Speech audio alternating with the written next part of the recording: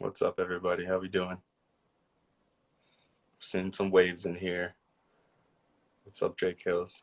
JT1079, what's up? Just waiting on Saad. What's up, Coastal Outreach? What's up, Sean? What's up, D. Cully? 1972, how we doing? Thanks for joining us tonight, everybody. Saad should be hopping on here in a second, guys. Here he is. We made it. My man. What's up, man? How are you? How we doing? I'm good. It's cold here in Ohio. Yeah. Got a little bit of a snowstorm going on, but Cold I'm day in inside. Cincinnati. I'm warm. Yeah, for sure. Cold day in Cincinnati for sure. Up here So much too. snow on the ground now that can't even see the lines on the road. So It's about to come more too. I'm in Toronto and it's supposed to come overnight, so prepare yourself. oh no. We're good though. We're used to it, right? Ohio boys. That's true. We're more used to the slushy stuff. I know, right? Cincinnati, they get snow for a day and then it kind of goes away. I miss Cleveland where it gets some snow and it stays there for weeks. Yeah, it's been time. Sticks too. around. It's been time.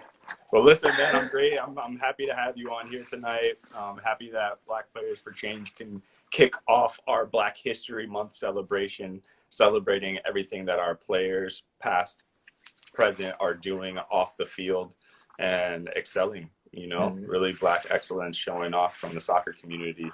I wanted to jump in to talk to you about everything that you're doing in Cincinnati with the financial literacy program that you've been building.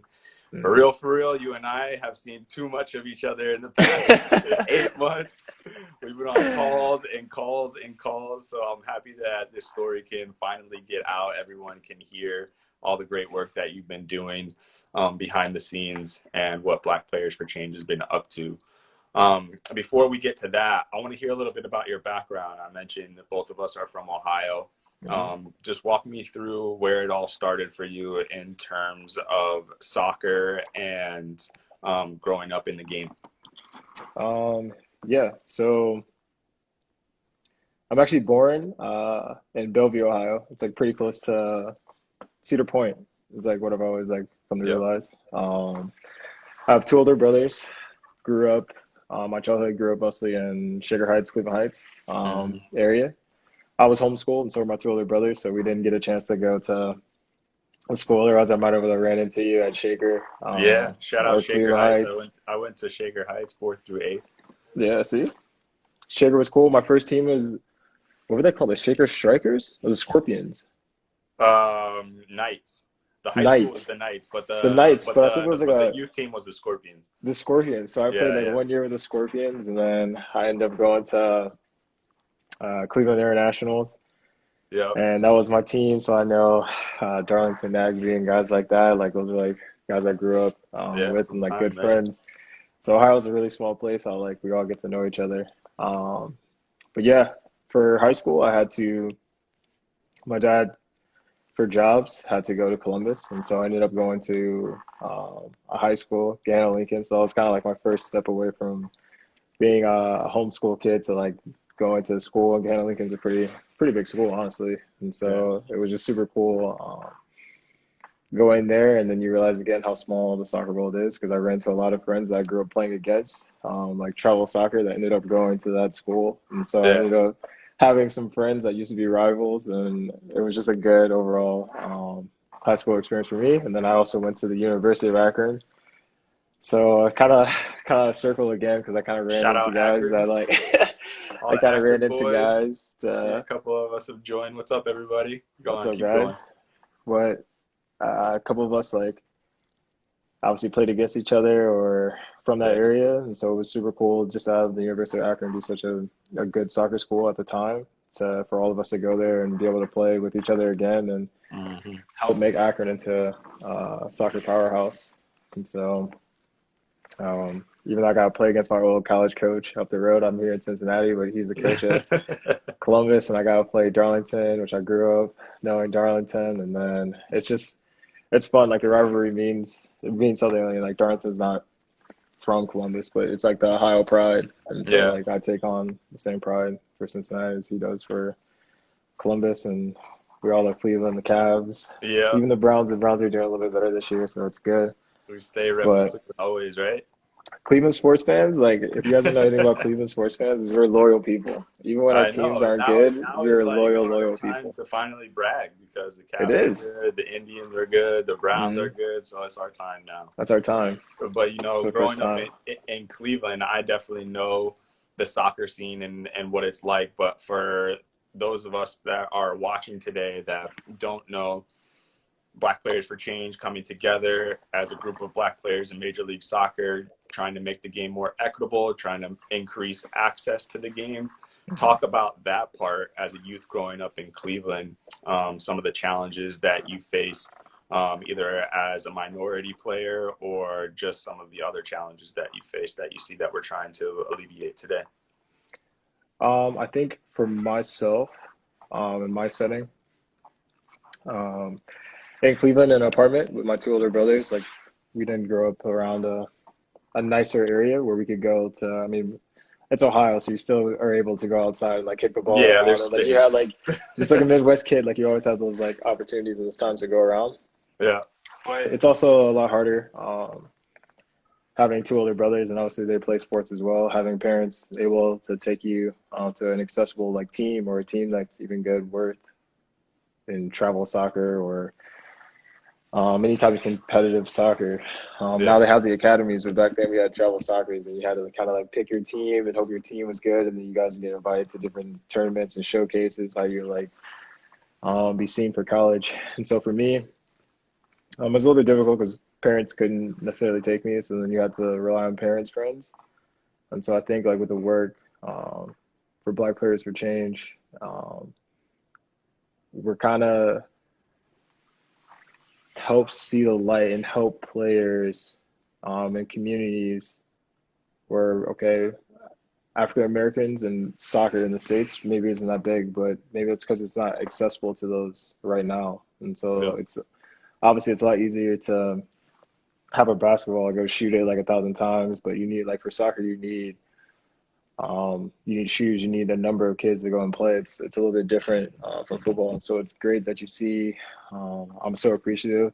I was actually just telling Joe Chow the story a couple of days ago at dinner. Is that I've probably been in the MLS for 7 years now, and a guy like DeMarcus Beasley, Yeah. I remember it took me 3 years to like build the courage. And this isn't like your Zlatan Ibrahimovic and all these other guys. This is just like for me, like DeMarcus Beasley is like he's like my Messi. Right? He's like my Messi. Like I grew up watching this guy play, so it took me like I know he's like You gonna know, laugh at me. DeMarcus. I hope you're watching. Shout out to Marcus I hope Beasley, he like because legend. he laughs at me because it took me 3 years.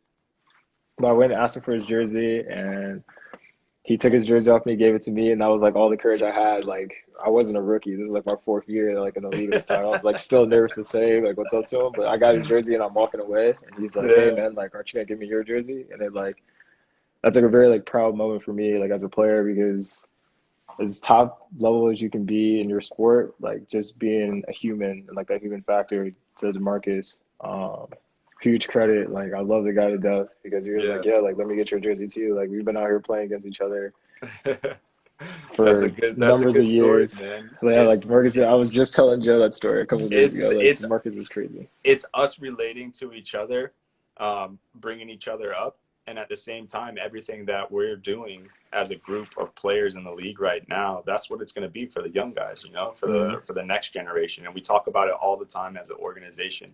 We want to be around for the next generation to make sure that these guys and gals know that they have the opportunities to play, and we're here knocking on the door, making sure that those opportunities will always exist, and not only that, continue to grow. Mm-hmm. And that doesn't stop on the soccer field. What you're doing right now in Cincinnati with the financial literacy program is huge as well. Do you want to talk about that, how it got started? Let's begin with your passion and how that all got started, and then we can jump into the strategy and what it took to get into the Cincinnati schools and what it's been like to see your dream accomplished on that side. Um, yeah, so started off as a fairly engaging conversations, trying to get on the right phone calls and get into the right connections. But for me, this all started with my friends and an idea of my own personal experiences, is that everyone is going to grow up and go through personal experiences that they can look back on. to like, wow, I wish like I could have learned this in school, or I wish this after school activity or soccer fields, football field, basketball fields, anything that like made your childhood a little bit better. Maybe you have a little idea, you can tweak it and make it even better. And so we started off with a high school friend here that happens to work in the CPS schools. And that was my first connection to get to the CPS. So she put me in contact, and we got on emails and Zoom calls and trying to figure out the best person to hear this idea of financial literacy. And financial literacy is important for me just because a little bit of my background, like I didn't grow up too wealthy.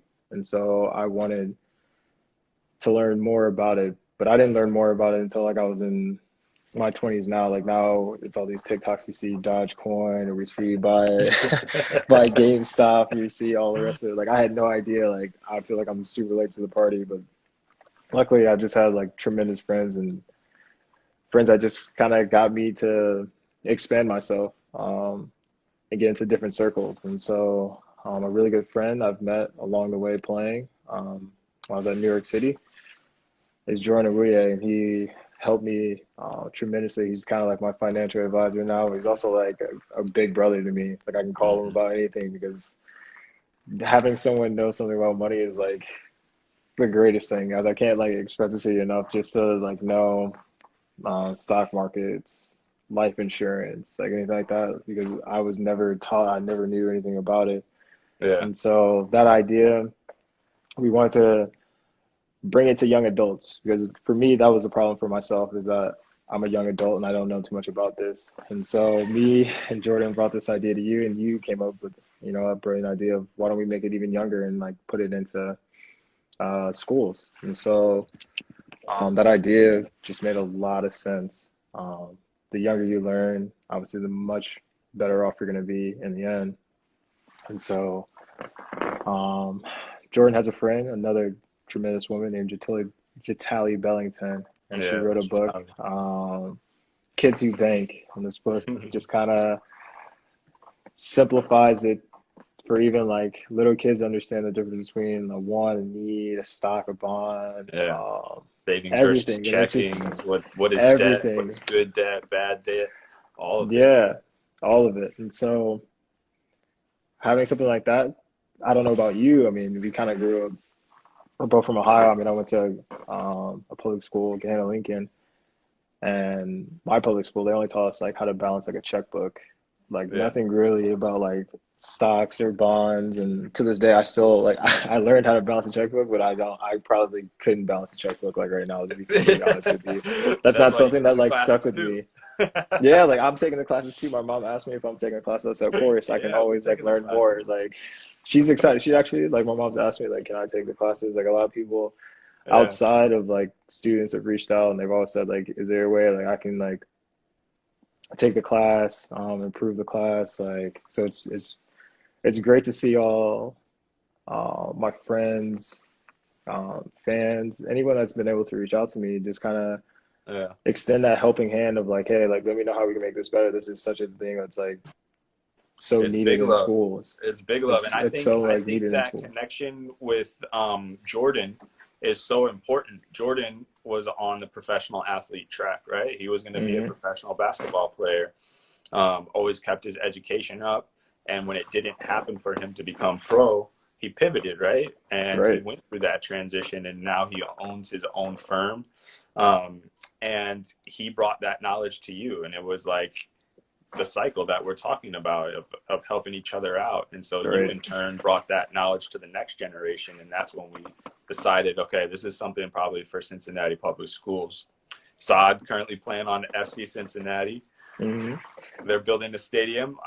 Is it almost done? It's almost done. It's almost done. I can like done. I see it driving around from time to time. It's almost done. Almost done in the west end of Cincinnati.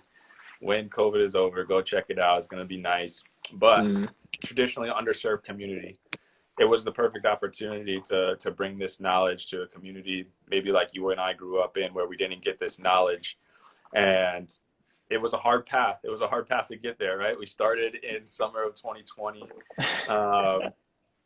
we went through, man, we went through so many staff members at the public school system, and we landed in the Girls to Women program at West High, ran by Ashley Feltz and Shout Yolanda out Rawson. Ashley. Shout out Shout Ashley. out Shout Yolanda. out Yolanda. They've been incredible getting us set up, and I just want you to talk about a little bit what you learned from that process as a business, and then we can end on you talking about how it's landed and the reception that you've got from the kids and the impact that you think you're having. Yeah, I think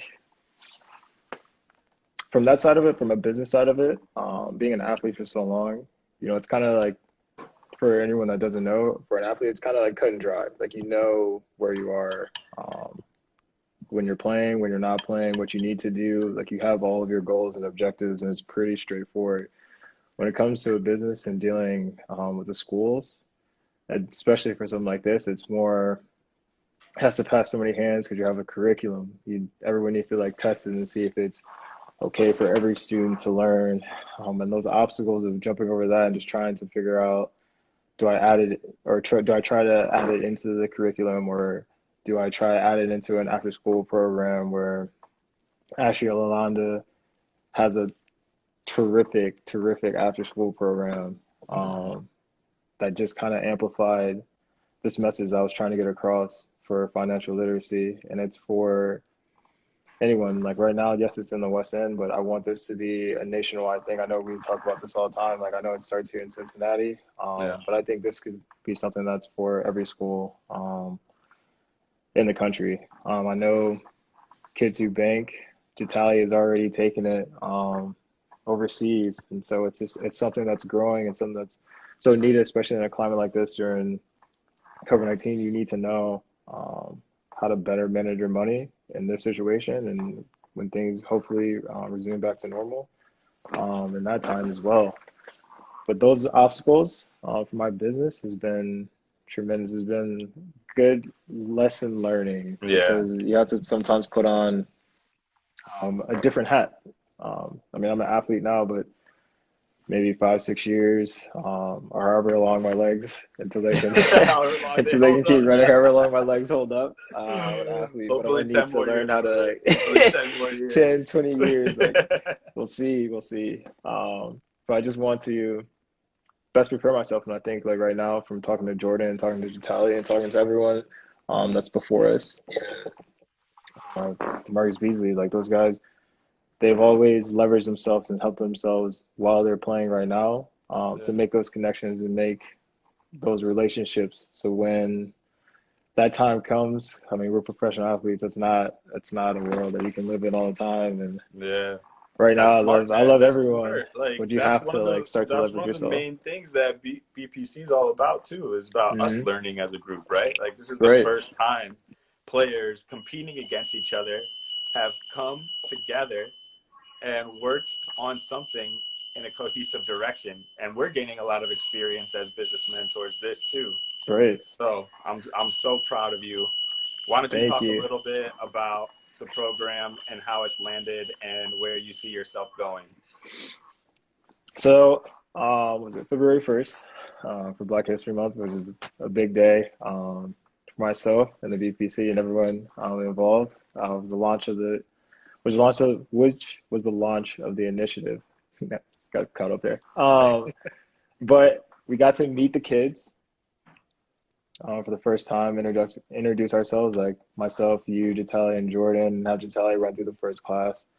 It was just terrific to see the kids' faces and see everyone interact and just be there, and just have Jatalia ask like a simple question, like, how much do you think this shoe costs, and how much do you think it costs to make, and how much do you pay for it? And just having her kind of break it down to a language where kids can understand. They're like, wow, like, this is crazy. Like, I paid this much for this, but it was only worth like $2. And like, to see their like eyes open up, like to see them like open up, they're like, we had some I can't wild believe guesses this. in that exercise. Right. So just like that interaction, like, I'm excited to always tune into the classes. It doesn't matter how many times I take this class, I will always be there seeing the kids, because I know like they're just going to be excited learning about this.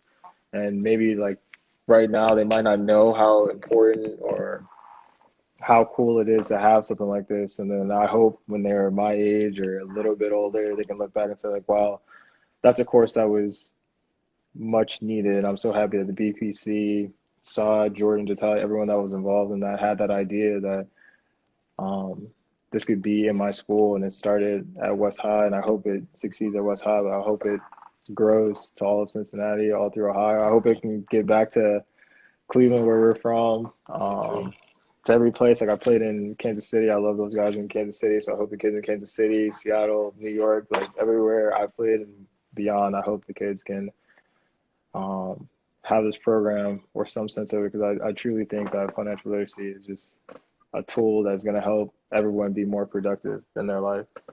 It is, man. It is, man. Like I said, I'm so proud of what you're doing. I'm so proud of all of our players. You put a lot of work into this, and trust me, the kids love it. It's a big impact on their life. Before we go, got some comments. Owen Averill says, big Sounders fan. Love you from the time in Seattle. We got a question from AJ Singh. How was your time in Seattle? And we got another one after that, and then we can close it out. I love my time in Seattle. I don't mind the rain. I know a lot of people think like it rains a lot in Seattle. I don't really mind the rain. I thought like Seattle weather was like perfect, honestly. So I miss everyone in Seattle from the rain. The scenery is what I miss the most. And I think like, just I think you can like relate to me. Like I love Ohio. I'm an Ohio kid through and through, but I didn't know how scenic a place could be until I went to Seattle, and like you can see the mountains and the water and everything. So every day was like, even if it was a cloudy day, it was a good day for me. Love it. I can't talk about too much about Seattle. I'm a Toronto guy. So let's move on to the next one. King Ramadan, which one of your brother would you pick to play soccer with you, and why? This is funny because this is actually my brother. And so okay. Shout out to fam. Shout out to fam. Chiming in. That's crazy. Now I got to give a lot of respect to King Ramadan. Ramadan, my brother, he was actually one of those guys that like, he's a good older brother because he took me outside, and I know I had to be super annoying, like ask him to go outside and play all the time, but like he used to take me outside and like try to teach me technique. Like I grew up later knowing that my technique was better, but I appreciate you for the time you took to teach me that technique. And this was passing the ball using your instep or the right part of your foot, and like this is like the bare basics. Even like trying to help me on heading. I'm still not good at heading, so you weren't that good of a coach, but like even working on heading and all that stuff. So I appreciate it. I love him. His birthday was yesterday, so happy belated. I already told you happy birthday yesterday, but happy belated. Right on. That's a good way to end it, on some family love, those sibling rivalries. That's how we get here, right? That's how we get here. Competition in the backyard. That's true. I'll beat him all the time. He knows now. All right, everybody. Thanks for joining us. This was our first episode of Black History Month with Black Players for Change, celebrating what our players are doing off the pitch. Thank you, Saad, for joining us. Keep up the good work in the community. Thanks for having me. All right, everybody. See you guys.